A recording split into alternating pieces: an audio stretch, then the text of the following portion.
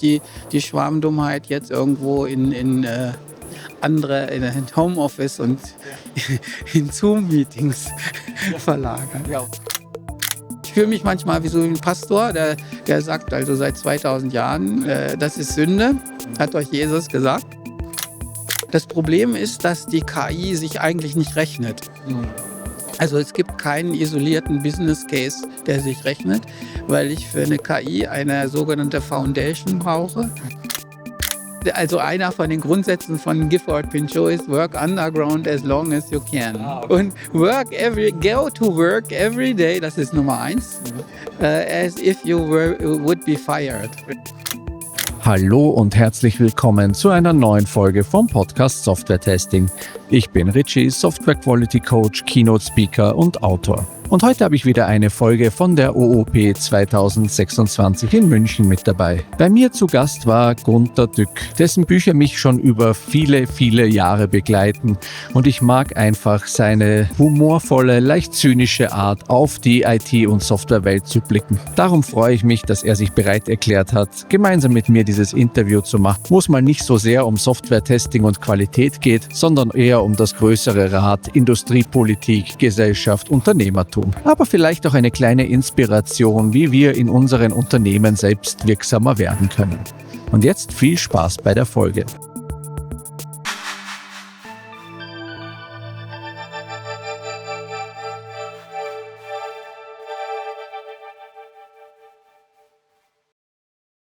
Lieber Herr Dück, schön, dass Sie da sind. Ja. Ich freue mich total. Wir sind hier auf der OOP.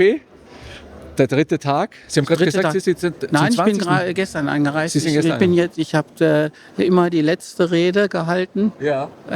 Donnerstagabend. Ja. Und jetzt ist das 20. Mal. Ja, 20. Mal. Also haben Sie ja schon, kriegen Sie schon die Inventarnummer hier mit einstelligen. Haare drüber gewachsen. Genau. Das ist sehr schön. Und ich finde es so toll, Sie begleiten mich schon so auf einer Metaebene durch mein Leben. Ich habe Vorträge von Ihnen gesehen auf der Republika am Entrepreneurship Summit, Ihre Bücher auch gelesen, hier Schwarmdumm. Das hat mich mal irgendwie ist gerade neu aufgelegt worden. Ja. Ich musste noch mal durchgucken, ob sich in 10 Jahren was verändert hat. Doch.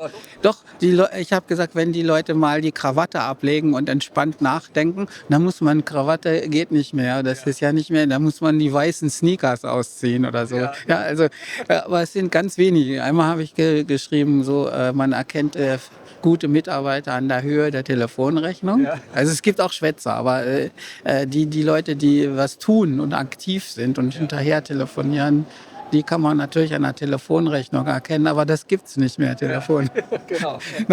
Da muss sich an ganz wenigen Stellen was ändern, aber so im Prinzip hat sich eigentlich nichts getan, außer dass sich die Schwarmdummheit jetzt irgendwo in Homeoffice und in Zoom-Meetings verlagert. Ja, und es skaliert jetzt natürlich nochmal über KI dann. Ja, genau.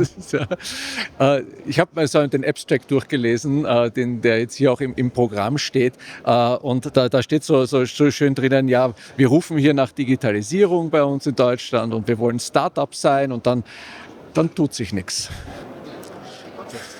Ja, auch sonst nicht. Ja.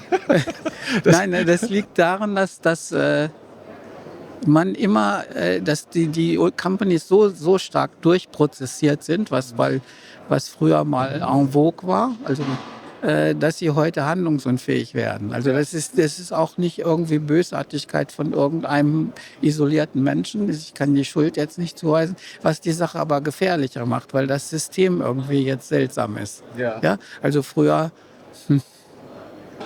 Ich habe mal, mich hat ein berühmter Mensch angerufen im Wissenschaftszentrum der IBM, ob er nicht mal ein Jahr vorbeikommen könnte, in Deutschland aufeinander, dann forschen wir zusammen. Ja. Das war eher eine Ehre für das Wissenschaftszentrum. Und da habe ich gesagt, wie viel Geld will er denn haben? Ja? Also für ein Jahr. Ja. So, sagen wir 120.000 oder so Mark. Ja. Und dann habe ich dem Boss gesagt, ich habe hier einen an der Angel, was machen wir? Also, er möchte aber jetzt am liebsten heute eine Entscheidung. Ja. Und dann hat er gesagt, ja gut, das ist ja nicht viel Geld. Ja, das ist ein Peanut. Ja. Ja, ein Peanut ist jetzt 50 Euro geworden. Also Ja. was durch einen Prozess muss. Ja. Und ich habe bin zum Betriebsrat gegangen und habe gesagt, guck, der kommt jetzt und unterschreibt mir gleich blanko. Ja. Wir kopieren es auch, damit ihr nicht seht, dass ich irgendwas schummle. Ja. Und dann habe ich ihn an dem Tag eingestellt. Wahnsinn. Ja, Das ist heute genau, undenkbar. Also, nein, so, ich kann viele Dinge erzählen, die es früher gab. Ich habe einfach ein Etat bekommen. Damals war das so 90er, Anfang der 90er, 32.000 Mark pro Nase und Jahr. Ja. Für Reisekosten, Sozialversicherung, den ganzen Kram auf der Person. Das ist Luxus, da kann man richtig gut arbeiten. Und 27.000 braucht man. Ja. Also weil die Sozialversicherung und die Kantinenkosten, also der 12 Euro Unterstützung pro Tag und so weiter, diese ganzen Kosten sind halt einfach immer da. Und jetzt brauche ich noch 5.000 Mark damals pro Nase und Jahr, dass man damals ein Adobe Writer kaufen kann oder Word oder weiß ich was. Und dann ist man diese ganzen Ärger los für diese Summe. Und darüber diskutieren wir heute dann jahrelang sozusagen. Immer wieder, für jede 20 Euro. Und das ist einfach schrecklich. Und ich hab damals, wir haben das normal vorgerechnet und habe gesagt, lasst mich in Ruhe, ich brauche einfach das Geld. Und wenn ihr jetzt da mir ein Etat da beschneidet, dann... Ja. Warum ist das so gekommen? Gerade bei uns ich habe einfach das Geld, sie haben mich dann gequält und das wirklich auf 27. IBM ging es ja damals nicht gut. Ja. Und dann haben wir einfach einen Werkstudent weniger eingestellt. Ja? Ja? Ja? Den haben wir gesagt, dann machen wir weg. Weil ich den im Etat hatte. Und dann ist wieder gut. Und man konnte das irgendwie regeln. Und ich hatte aber über das Budget an sich Vollmacht. Und jetzt ist alles einzeln. Also ich muss jede Reise einzeln irgendwo genehmigen lassen. Und mein Argument ist, dass es alles so sehr prozessiert ist und so zersplittert, dass ich immer einen neuen Prozess anstoßen muss. Und das frisst die Managementzeit auf, die von den Mitarbeitern. Es nervt, weil man dauernd To-Dos hat. Es wird nicht verstanden, das steht überall, dass tiefe Konzentration beim Programmieren durch einen einfachen Zuruf kommst du Mittagessen um 20 Minuten verzögert wird, also bis man wieder drin ist. Ja, das ist so, als wenn man jetzt einen Weltmeister im Schach spielt, willst du heute Fleisch oder Fisch essen? Ja. Mitten in so einem Brüten. Ja? Das verstehen die Leute immer noch nicht, also diese Persönlichkeitsattitüden von Techies. Und man ist aber zerfressen in solche lauter Vorgänge. Und es macht auch niemandem was aus, irgendwelche Dinge zu verschieben. Also ich kriege eine Anfrage und dann sagen die, sie überlegen sich das noch, ob sie das für diese Konferenz... Ja, sie haben 2 Anträge für die OOP und dann überlegen sie sich, dass sie das einheitlich entscheiden und dann ist wieder eine Woche rum, und so weiter. Und dann protestiert wieder einer und so weiter. Und man erlebt ja diese Prozessexzesse dadurch durch Lurchfunde auf Wiesen, die bebaut werden sollen. Ja. Und das findet in Unternehmen auch in so seltsamer Sache statt. Aber andere Länder schaffen das ja besser, ne? Also ja, ich meine, ich komme jetzt, weil ich alt bin, wieder früher ist alles besser. Nein, früher war es eine echte Beleidigung für Deutschland, wenn wir Nummer 2 waren. Ja, also das war, als Japan uns in Autobau überholt hatte. Ja, das war eine richtige tiefe Kränkung, dass nichts ist unmöglich, Toyota. Und dass die Corollas weniger Schäden hatten als so ein Golf. Ja. Und dann haben wir zugemacht, dass wir wieder führend sind. Da haben wir auch hingekriegt. Und dieses Schämen, das ist auch weg. Ja. Ja? Und wir lassen uns jetzt an jeder Ecke vorhalten, dass Skandinavien, die Niederlande, Singapur so besser sind. Bei Singapur sagen sie, das ist die Diktatur. Ja. Korea, da trauen sie sich nicht was zu sagen, das ist komisch. China ist sowieso, darf man nicht. Dann sage ich ja, wie steht ihr zu Finnland oder Schweden? Mi. Ich sage ja, und Schweden ist vielleicht zu klein, dass wir uns beleidigt fühlen. Ich weiß es nicht. Aber wir lassen uns das also bei Bildung, Einigkeit des Volkes, Entschlossenheit, Energie und so weiter immer wieder vorhalten. Das finde ich schade. Also die Positivbeispiele sind ja da. Ja. Und was können wir denn tun? Also das ist natürlich, also jetzt gerade wir... Ein ganz blöder Einfall. Also das ist, ja, meine ich aber ernst. Ja. Wenn ich jetzt sage, die Leute müssen bis 70 arbeiten, werde ich auf der Bühne erschossen. Das könnte man ChatGPT fragen. Ist das der letzte Ausweg? Und dann wird es sagen, ja. Ja. Und ich wollte heute Nachmittag, also auf meiner Rede auch ein bisschen das Thema ansprechen, dass das irgendwie vielleicht eine zusammenführende, objektive Instanz sein kann. Das ist sehr objektiv, also praktisch, ich habe mal versucht, das Ding mal so zu überlisten oder so. Und dann sagtest du, ich bin hier, ich mache kein Sci-Fi, es ist rein objektiv. Und dann habe ich so Fragen gestellt, gut, dass du mit mir in wissenschaftlicher Diktion arbeitest, dieses Thema ist sehr kritisch. Ja. Schön. Ich wollte einen Artikel schreiben über Net Fiscal Contribution. Das ist, ja, also das hat auch was mit KI zu tun. Also ich habe immer noch, weil ich von meiner Rente auch noch Steuern zahlen muss, also ich gebe dem Staat mehr, als ich von ihm bekomme. Ja, ich gebe ihm Steuern von meiner IWM-Pension. Und dann bin ich Net Fiscal Plus positiv. Und wenn ein Museumsdirektor ist Net Fiscal negativ, weil er 100% Gehalt kriegt vom Staat und 40% Steuern zahlt, also ist er 60% negativ. So. Und was unser Land eigentlich braucht, ist positive Menschen. Also nicht, das ist immer, das habe ich lange mit in ChatGPT gesagt, das ist einfach so ein schrecklicher Begriff, weil die Leute sagen, der Museumsdirektor hat doch einen Sinn. Ja. Ich sage, nein, aber also im Steuersinn ist ein Lehrer negativ. Ein Pfleger und alles, was vom Staat bezahlt wird, hängt ja am Tropf sozusagen. Und man kann den Staat nur weiterführen, wenn die Positiven mehr Geld einzahlen, als der Staat verbraucht. Ja. So. Und wenn man jetzt aber alles automatisiert durch künstliche Intelligenz, dann führt es dazu im Augenblick, dass der Staat sich um KI nicht kümmert. Er stellt immer nur Leute ein, so Beamte, die noch Faxgeräte bedienen können. So zynisch. Das ist der beliebte Zynismus dazu. Und das heißt, wir haben eine Tendenz in Deutschland, die fiskalisch negativen Personen zu erhöhen. Und Leute, die gut verdienen in Wolfsburg, die werden durch Roboter ersetzt, also durch Humanoide. Das ist jetzt, in China kommt das jetzt gerade raus, also dass die KI in menschenartige Wesen übersetzt wird, die fast fertig sind. Es gibt noch ein paar Jahre Verzögerung durch die Finger. Ja. Also da muss überall ein Motor rein. Ja. Das ist, die versuchen es mit Sehnen jetzt, dass man den Motor hier im Unterarm. Aber es ist sehr schwierig und man hat so 1000 oder Tausende Tastfunktionen. Also wenn das im Bild ist, wenn der Roboter jetzt die Flasche angreift, er weiß nicht, wie fest er zugreifen muss. Ja. Das wissen wir. Und wenn ich ein ganz bisschen loslasse, dann rutscht die Flasche runter und ich habe einen Schaden. Ja. Und bei Robotern, wenn die sich vertun, rutscht die runter und dann lachen wir alle. Ja.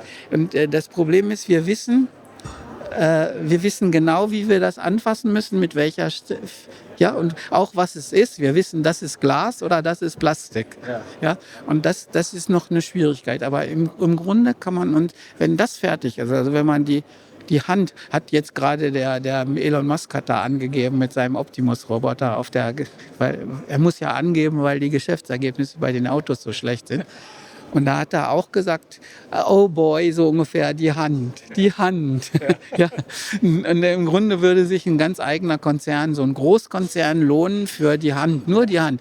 Und dann frage ich immer auf LinkedIn, warum gibt es keinen deutschen Konzern, diese Tüftler, die sich damit beschäftigen. Das wäre jetzt, ich muss kein Roboter, auch keine KI, kein Kopf, ist alles fertig. Da sitzt einfach ein Foundation-System drin, das ist alles klar.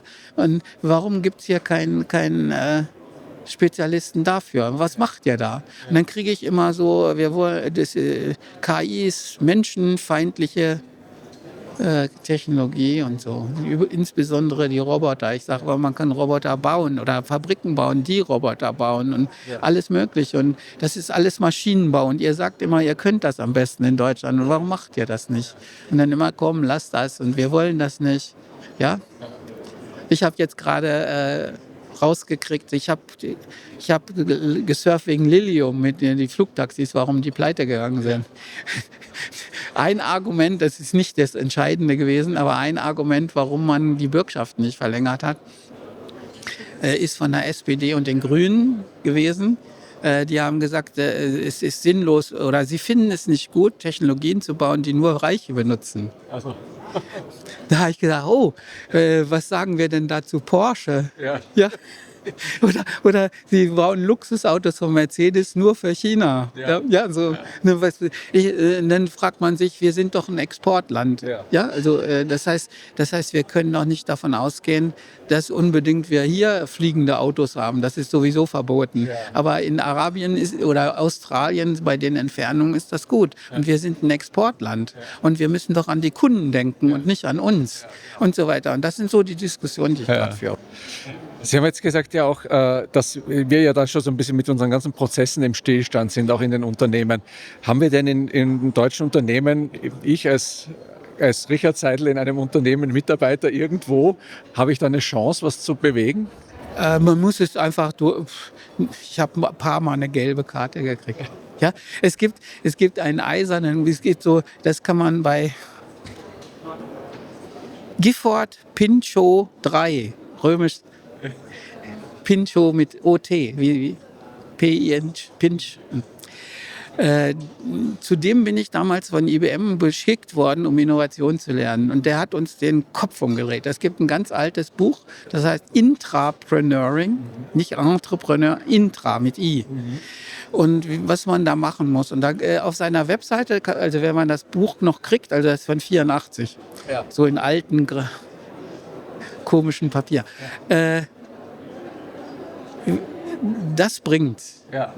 Das habe ich auch verstanden. Und er hat uns 14 Tage da den Kopf umgedreht. Wir hatten auch Business-Ideen und die sollten wir quasi mal echt mit einem Venture Capitalist besprechen. Ja. Und er hat uns 14 Tage erklärt, wie wir pitchen müssen, also diesen ganzen Prozess.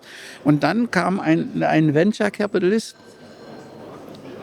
und hat uns das beurteilt. Ja. Ich habe damals Optimierung, also Fabrikoptimierung gemacht. Ja. Und er hat gesagt, die einzige Frage, die offen ist, warum habe ich nicht so viele Aufträge, wenn ich überall 20% einspare? Ja.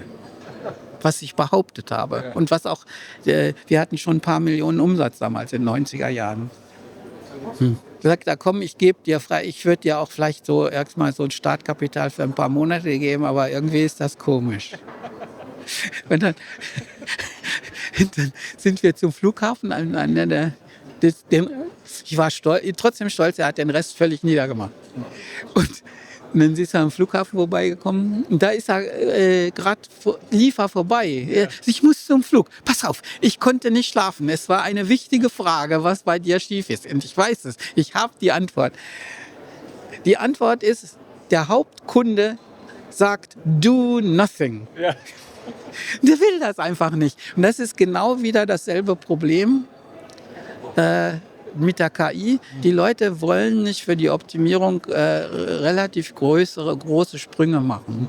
Ja? Ja. Ich müsste ja jetzt die Daten die ich zu optimieren habe, also Fabrikdurchlaufzeiten, ins SAP geben. Und dann müsste das SAP das irgendwie ummodeln und dann müsste ein Master über dem SAP sagen, das wird jetzt anders gemacht, als du das jetzt gerade vorgesehen hast. Wir ordnen das um und dann wieder runter als Befehl. Und so viel aufräumen tun sie nicht. Ich war auch beim Chira damals, der lebte noch. Also ist ja jetzt erst vor ein paar Jahren gestorben. Und habe gesagt, der ist Mathematiker. Ich habe gesagt, kann ich mal einen Termin bei Ihnen haben, aber warum machen wir das nicht ordentlich? Ja.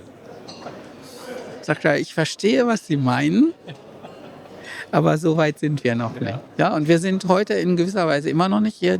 Hier ist ja alle... das Problem ist, dass die KI sich eigentlich nicht rechnet. Also es gibt keinen isolierten Business Case, der sich rechnet, weil ich für eine KI eine sogenannte Foundation brauche. Also ich muss irgendwie bei Anthropic als Unternehmen so ein LLM, also so ein Modell mit Wissen tanken und dann muss ich dazu daneben stellen alle meine Firmendaten in so einem lesbaren Format, dass die Anthropic das versteht und dann kriege ich alles.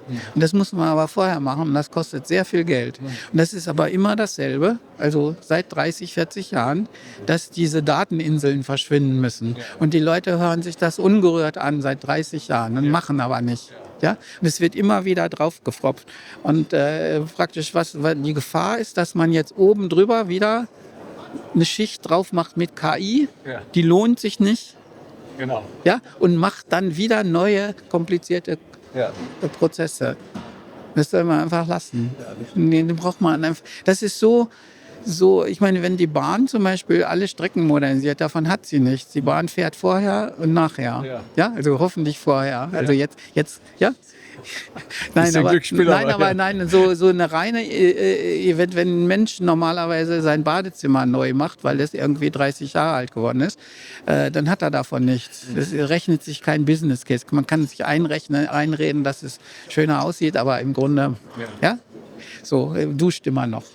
Und das muss ab und zu gemacht werden. Und bei Hotels warten sie immer, bis die Gäste nachlassen, dann gehen sie mit den Preisen runter und machen alle möglichen Sachen und dann sagen sie, okay. Und dann kommen die Gäste doch nicht, weil überall hämmert. Ja. Dann hat man irgendwie eine Ruine dann da und es ist irgendwie eine unendliche Geschichte. Ich kann immer predigen. Ich fühle mich manchmal wie so ein Pastor, der sagt also seit 2000 Jahren, das ist Sünde. Hat euch Jesus gesagt? Und dann sagen sie, ja. Beim Mittagessen streiten sie sich schon wieder. Ja. Aber da nicken dann auch noch alle, ne? Dann sagen ja. Aber dann nein, das Problem ist insofern, es ist neu. Das Problem ist jetzt systematisiert. Also früher konnte man noch was machen. Ich habe die Frage nicht beantwortet damals. Also einer von den Grundsätzen von Gifford Pinchot ist Work underground as long as you can. Ah, okay, ja. Da schließt sich der Loop, ja. Und go to work every day, das ist Nummer 1, as if you would be fired. Ja. Und dann ganz wichtig, das wird heute immer vergessen, have the ability to attract the best people. Work only with excellent people. Stay away from so. Und diese Grundsätze werden einfach, das stimmt so. Ich gehe zu Konzernen und sage, pass mal auf, ihr sollt nicht wie bei Cariat, bei VW mit 5000 Vordiplomen abgebrochen. Das ist jetzt gemein. Aber also mit dualen irgendwas. Ja. Die müssen ja Tausende zusammenkriegen. Wo so viele gute gibt es gar nicht. Und fangt doch mal mit 10 oder 20 an. Klaut die von Google oder OpenAI und zahlt ihnen 1 Million Jahresgehalt und dann go. Und lasst sie einfach in Ruhe.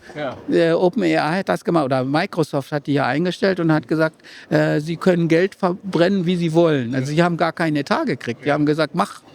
Ja? So, das funktioniert und das lässt man sich ein ums andere Mal vorhalten. Also was da bei Gifford Pinchot steht, funktioniert, also faktisch. Wir machen es aber so nicht. Und es geht immer so, dass man dann, je nachdem, wenn der Boss sich ändert in einem Unternehmen, das ist ziemlich oft, Ja, also nicht, die haben ja die Innovation ganz unten. Und da gibt es einen Chef von und noch einer, so 4 am besten, und einer wechselt dauernd. Und der lässt sich alles nochmal vorrechnen und dann muss man die Weiterfinanzierung machen und so weiter. Das ist was anderes als Go. Ja. Und ja. Also ich wollte heute Nachmittag eine Folie, sagt ein Herr Reger, gibt's Reger, von Neura Robotics, das ist eine Firma bei Metzingen. Das wird mir jetzt wieder jahrzehntelang vorgehalten, was ich was Falsches sage. Ich habe einmal gesagt, 2015 kauft Wirecard-Aktien, das war auch richtig. Zu dem Zeitpunkt war das total gut. Ja, da werde ich immer aufgezogen. Das ist meine einzige Fehlleistung. Immer mit Denk an Wirecard, du. Egal. Und der hat eine vollständige Vision jetzt gebracht. Der hat gesagt, er baut jetzt Roboter. Er hat schon Vorbestellungen über 500 Millionen. Und sie trainieren gerade Humanoide, haben bei Bosch einen Vertrag vor ein paar Tagen publiziert, dass die Sensoranzüge tragen, so wie Gollum in den Hollywood-Filmen. Dann üben sie die Bewegungen bei der Fließbandarbeit. Ja. Das wird dann gespeichert und das kriegt der Roboter dann als Fähigkeit rein. Und der träumt davon, ein Neuraverse zu gründen, heißt das. Sagt er so, wo man so eine Art Betriebssystem für humanoide Roboter hat und dann einen App Store hat, wo man dann sagt, der mietet jetzt für 3 Wochen die Fähigkeit, Spargel zu ernten. Ja. Und das ist eine vollständige Vision. Ja, also das könnte funktionieren. Ich hab ChatGPT gefragt zur Sicherheit, ob ich da richtig liege. Ja.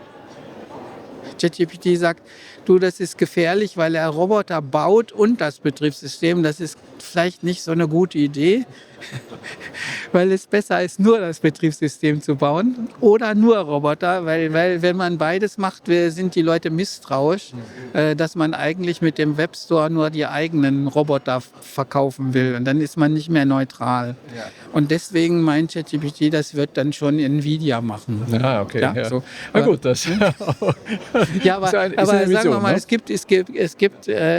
es wird immer gesagt, man kriegt kein Start-up-Geld oder so, oder man kann das in Deutschland nicht machen. Das ist nicht wahr. Also für den Lilium hat man eine Menge Geld gekriegt.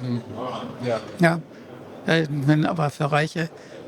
Ich habe die ChatGPT gefragt, warum lässt man das Ding nicht in China fliegen? Da kriegt es Überfluggenehmigung. Ja. Dann sagt er, bist du falsch informiert? Es ist üblich, dass wenn man ein Flugzeug baut, irgendwas von der Art, dass es nach den Vorschriften des Landes, in dem man das baut, okay ist. Ja. Und das ist in Deutschland never möglich. Das sind so schwere Bedingungen, kannst du einfach vergessen. Dann sage ich, ja, warum bauen die das in Deutschland? Das weiß ich auch nicht.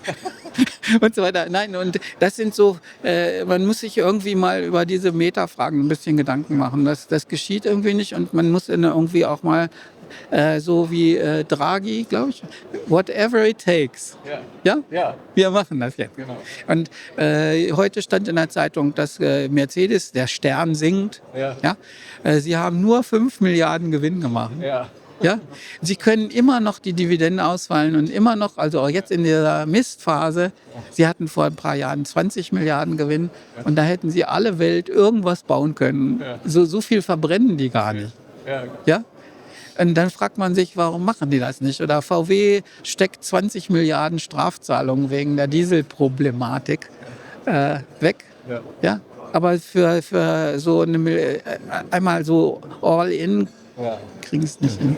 Sie haben vorher SAP angesprochen. Ich würde einmal gerne noch Ihren Blick auf die deutsche Softwareentwicklung. Wie sehen Sie das? Läuft das bei uns? Sie waren ja auch CTO bei IBM, haben ja auch mit Software da habe ich wenig damit zu tun gehabt. Also IBM wollte nicht so gerne Software. Das ist genau das, was ich gerade gesagt habe. Es ist nicht gut, Anwendungssoftware zu machen, wenn man das Betriebssystem verkauft. Genau. Man hätte zum Beispiel sagen können, baue Bankensoftware oder sowas wie PayPal, was so immer GiroPay oder wie immer es heißt, jede Woche anders. Vero heißt es ja. Vero, ja. Ja. Und praktisch, wenn man guckt, wie viel die da investieren, sind es immer so 100 Millionen oder 200. Dann sagen sie, das ist zu teuer. Dann sage ich, guckt euch das doch bei PayPal oder Klarna oder so mal an. Ja, ja, nein, machen sie nicht. Und IBM hat sich da eher rausgehalten. Also, die wollten immer so mehr Infrastruktursoftware machen. Ja. Und so. Ja gut, jetzt in meinem Familienkreis sind welche da bei AI. Und die sind ein bisschen jetzt so, also Könner, nicht nur einfach irgendwelche Leute. Die sagen, sie sind ein bisschen erschrocken über das neue Claude. Ich weiß nicht, spricht man das so aus? Ja. Das von Anthropic. Ja, genau, Claude von Anthropic. Claude 5 oder 4, 6. Ja, 4.6 gibt es gerade. Ja. Und das ist so erschütternd gut, dass man vielleicht den Code gleich einsetzen kann. Ja? Mhm.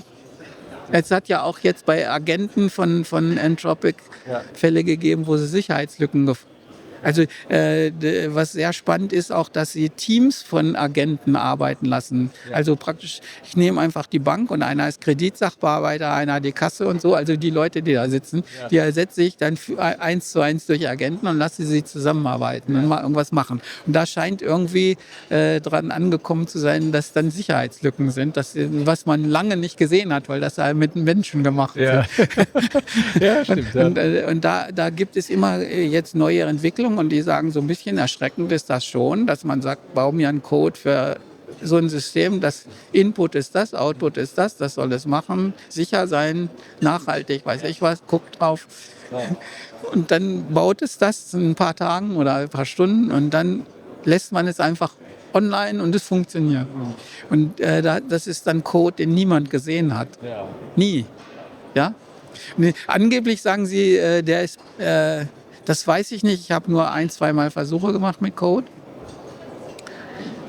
dass man den nicht verstehen kann. Das stimmt nicht. Also da steht, es ist sauber dokumentiert. Also in diesem Schritt mache ich das und das und das. Ja. Wird genau gesagt. Also das ist, mein Eindruck war eher jetzt so nur einmal so reingeguckt, dass es besser ist, als das würden sich Menschen verkneifen, das immer dazwischen zu schreiben. Ja, genau. Ja.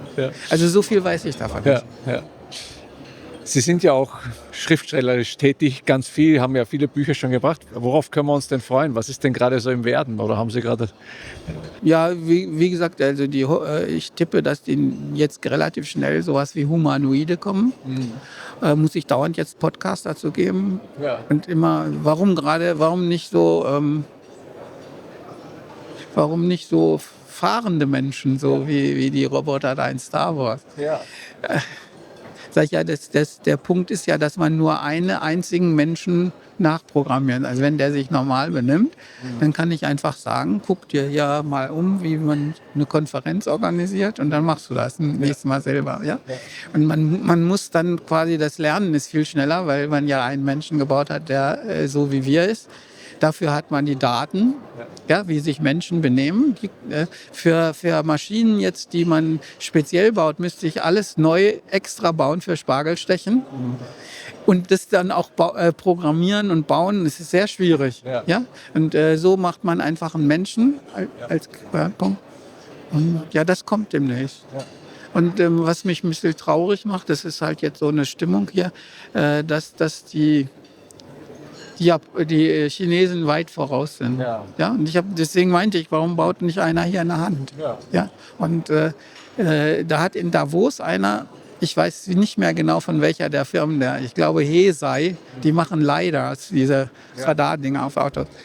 Der hat gesagt, sie haben das im Prinzip gewonnen. Ja. Und der Grund ist, dass die Amerikaner nur auf Software aus sind, also sowas wie Facebook machen oder sowas, ja, also despektierlich, also so Instagram oder sowas bauen.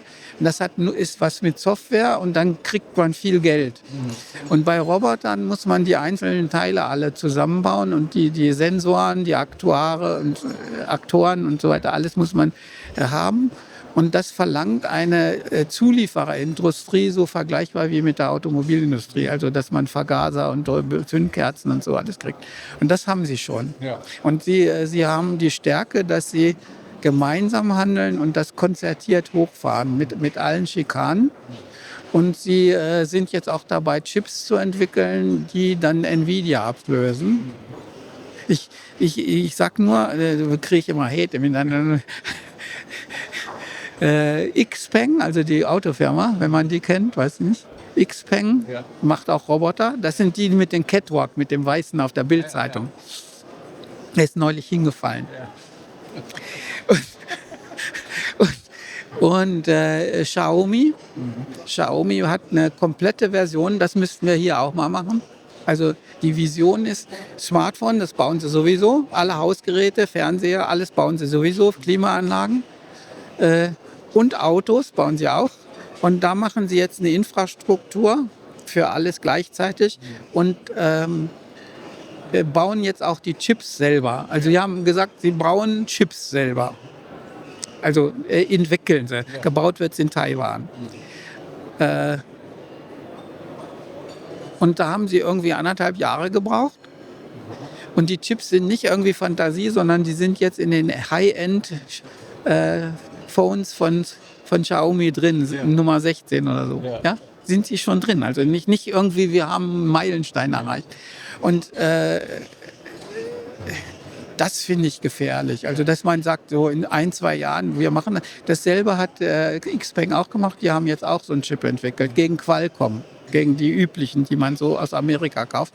Und wir haben sie natürlich alle gedisst und gesagt, ihr dürft, Huawei darf nichts mehr machen hier und so weiter. Und jetzt entwickeln die innerhalb von 1, 2, 3 Jahren selber die Chips und dann nabeln sie sich irgendwo ab. Ja. Und ich würde sagen, statt Schweden können wir auch mal einfach diese Haltung vorhalten, dass man eine Industriepolitik hat und sagt, wir bauen nicht nur da, wir fördern nicht irgendwie eine Firma in Metzingen oder Lilium oder wie heißt Volocopter, ist auch pleite,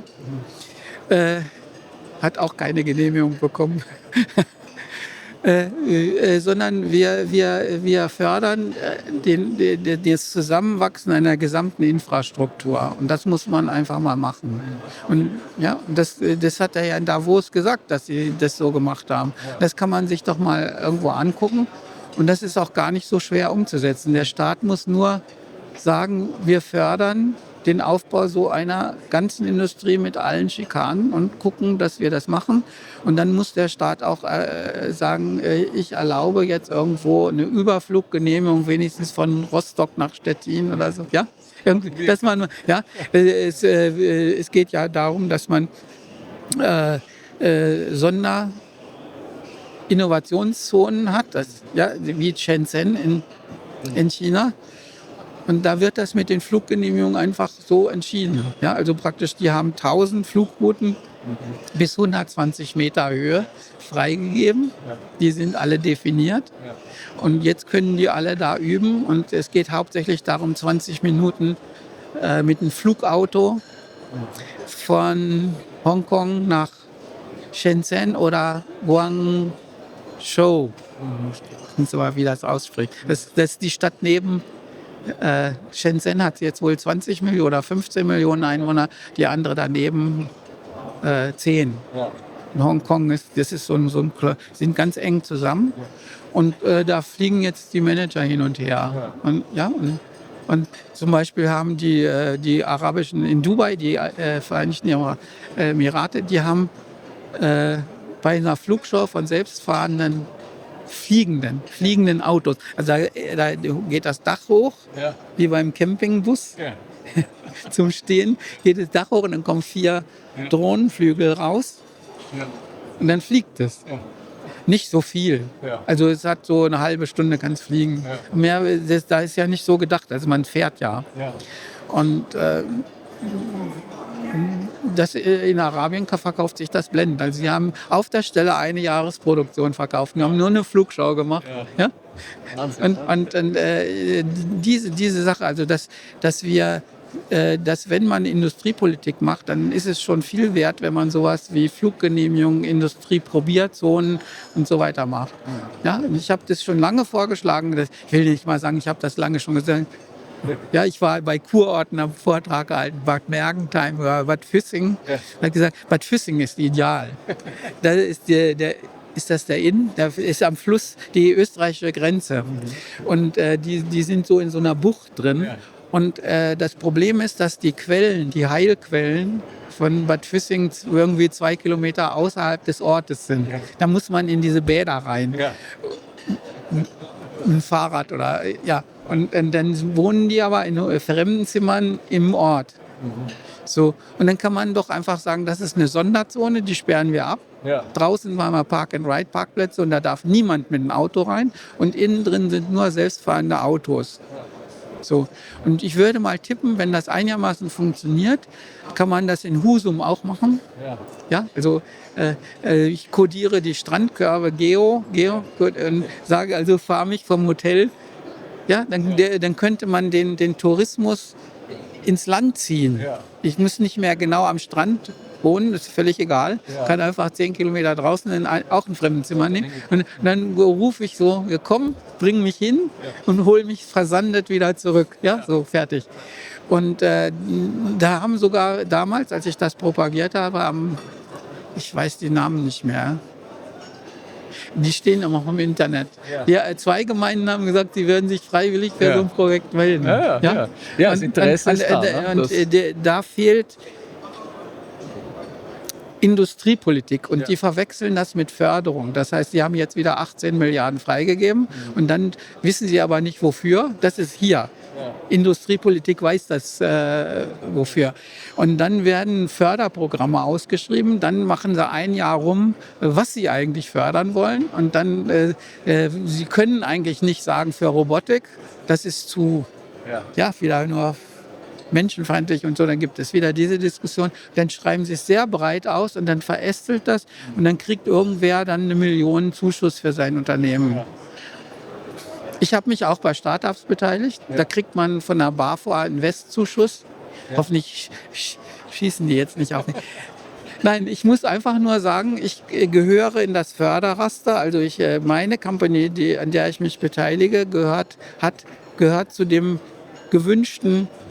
zur gewünschten Branche, die sie fördern. Ja. Und dann kriege ich 20% oder 25% jetzt. Okay, ja.